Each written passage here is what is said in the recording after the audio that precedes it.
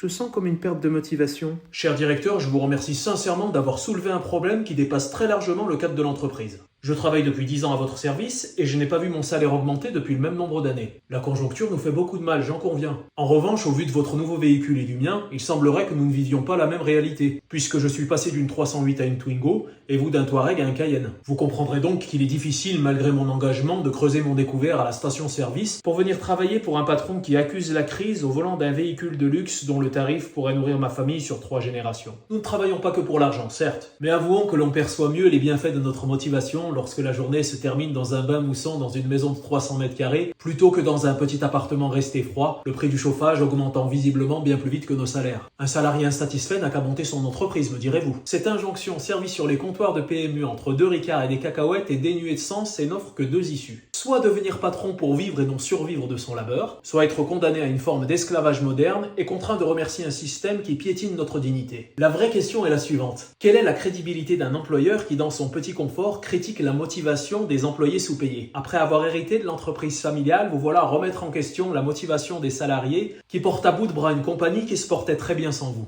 Alors, cher monsieur, je vous propose d'indexer mon salaire à la hauteur de mon travail, ou je serai contraint de calibrer ma motivation au niveau de mon revenu.